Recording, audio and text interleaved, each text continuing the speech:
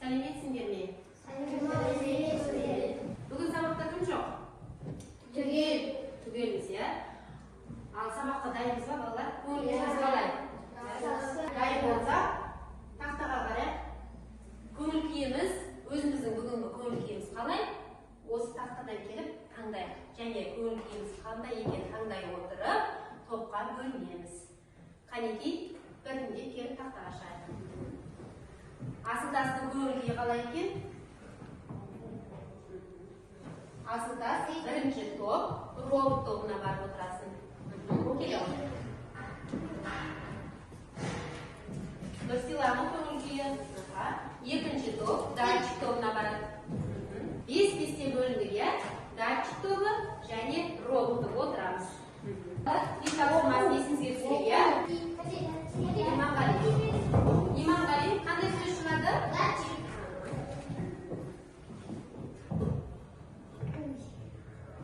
Сен айтып тұр.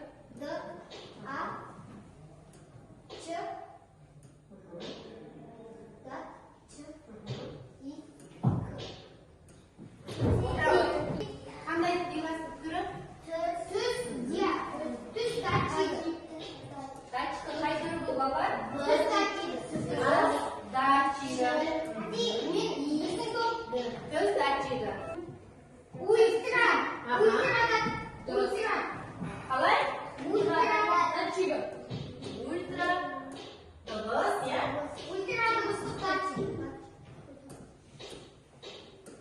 Қандай датчикті балалар? Ультра дыбыс датчигі. Бүгінгі күнді дәптерімізге жазып, жаңа сабақты жазамыз. Роботқа арналған дыбыс. Роботқа арналған дыбыс. Роботқа арналған дыбыс. Бүгінгі сабағымыздың мақсаты роботқа арналған бағдарламаны әзірлеу кезінде дыбысты пайдалану. Енді біз алдыңғы сабақта роботты қозғалтуды үйренген болатынбыз, иә? Енді бүгін біз сабақта роботқа дыбысты қосуды үйренетін боламыз. Балалар, суретке тақтаға назар аударайықшы. Мына жерде 5 сурет берілген, иә? Сол суреттің әрбір, мына мысалға бірінші суреттің бірінші әрпін жазасыздар мына жерде. Отыра ғой. Келесі отыр. Келесі сезім. Екінші суретте не көріп тұрмыз? Сезім? Дыбыс, иә? Бірінші әрпі қалай? Жазамыз. Үшінші басында Айзере. Не көріп тұрмыз суретте? Бірінші әрпі қалай ғой?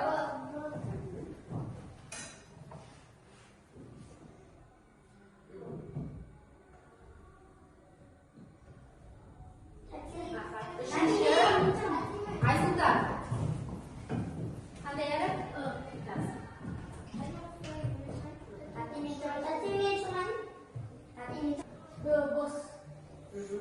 Қандай сөз шықты? Бүгінгі сонда біздің тақырыбымыз роботқа не енгіземіз? Дыбысты енгіземіз. Ары қарай кетті.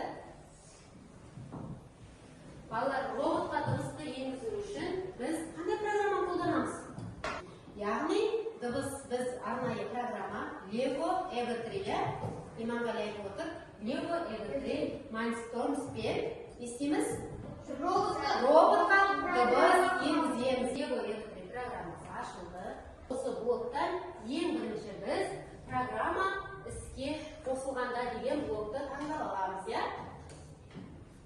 Программа іске қосылғанда блогын таңдаймыз. Енді біз роботты қозғалтуымыз керек қой, ол жерде күлгін түстен қайсысын таңдаймыз?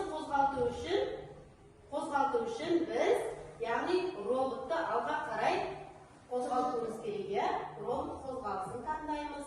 Енді біз роботқа мына жерде 50 деп тұр, 75%-ға қозғалтамыз. Яғни 50-дан 75 деп жазамыз.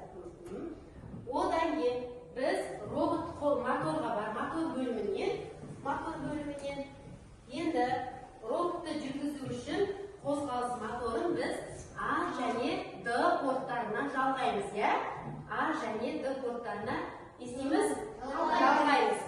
Ол үшін, яғни қозғалыс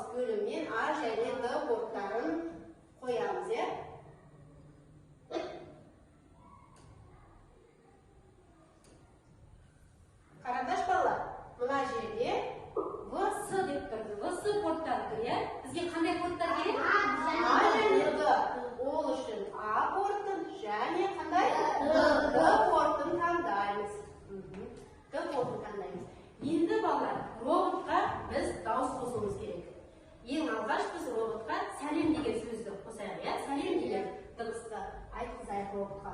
Ол үшін біз шексіз циклын қоюымыз керек, иә? Мынау балалар әрқашан қайталау деген сөз, иә? Әрқашан қайталайсың. Осы әрқашан қайталау деген цикл блогын таңдаймыз. Оның ішіне біз енді дыбысты кіргіземіз, иә? Дыбысты енгізу үшін звук бөліміне, яғни дыбыс бөліміне барамыз, не істейміз? Иә, дыбысты қосу ішіне енгіземіз. Яғни hello, сәлем деп айтады, иә, қазір болды. Енді оны біз 2 қадам алға жылжытамыз, иә? 2 қадам алға жылжытайық. Мына жерде қанша қадам көрсетіп тұр балалар? 1 қадам. Оны 2 деп өзгертеміз, иә? 2 деп өзгертеміз. Я роботқа жүктейміз. Бәріміз орнымызда отырып бақылаймыз.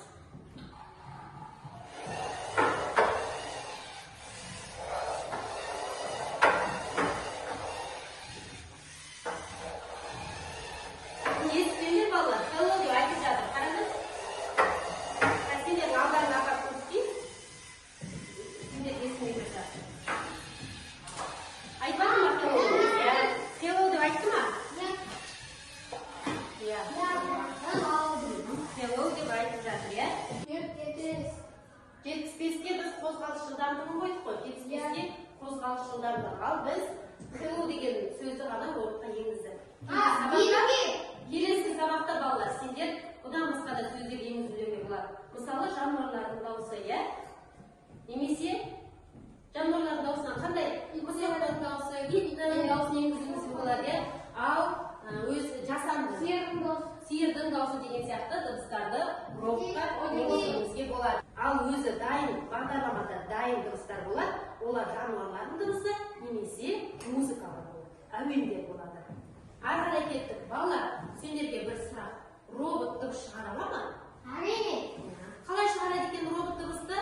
Робот дыбысты Lego F3 программасы арқылы көріп шығарады. Иә. Енді балалар, осыған қалай ойлайсыңдар?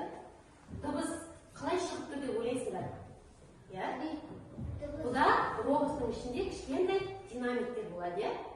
Сол динамик арқылы робот дыбыс шығарады. Және де роботқа дыбыстық редакторларда дыбыс шығаруға көмектеседі. Яғни ол дыбыстық редактор дегеніміз не? Роботтың ол жағында тесікті сайлап тұрған. Дыбыстық редакторлар, яғни дыбысты реттейді, өңдейді, оны қайта жаза алады. Түсінікті ме балалар? Ал түсінікті болса, ары қарай тапсырмалар орындаймыз. Мына жерде екінші тапсырмада есептеулерді орындап, суретті бояймыз.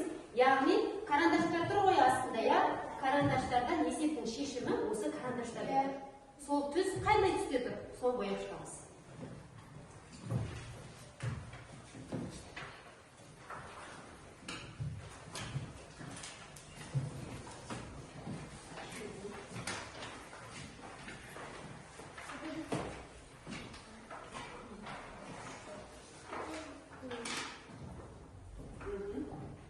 Жылдамдатып есептің шешімін таба отырып, бояп шығайық. Келесі тапсырма. Ары қарай кеттік балалар. Енді екінші жұптық жұмыс, жұп болып жұмыс жасаймыз балалар. Суреттегі 6 айырмашылық табамыз. Тез. Белгілей саламыз, белгілеп. 6 айырмашылық табамыз. Роботтағы 6 айырмашылық тауып белгілейміз. 6 айырмашылық көріп тұрма сендерге балалар? 6 айырмашылық тауып белгілейміз.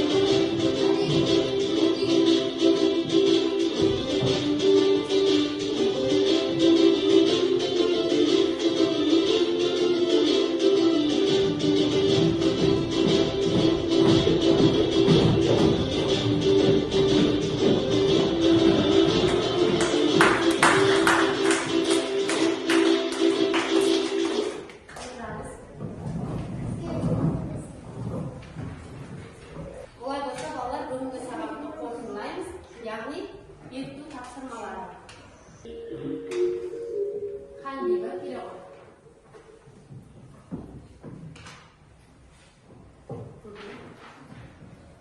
Мына белгі сөздерді шатасқан әріптерге тауып табасың.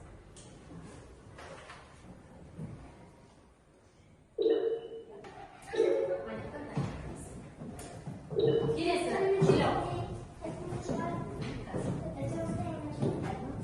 Программа сөзі тапшы, не? Программа сөзі тапшы. Анекта программа жазасың. Келесі. Келесі жазасың. Сен рөлдік басқаруды. Рөлдік басқару.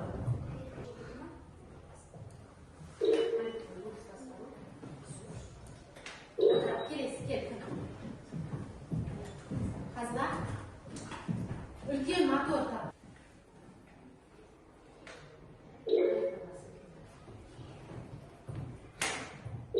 Келесі орташа қозғалтқышқа дайын. Орташа қозғалтқыш.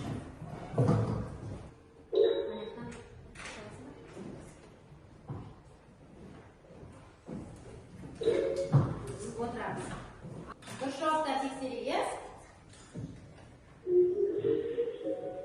Қайталап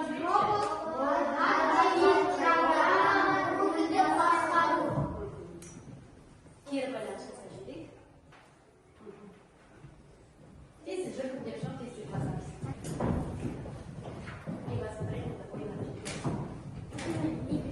Осының бағыттары осы, иә?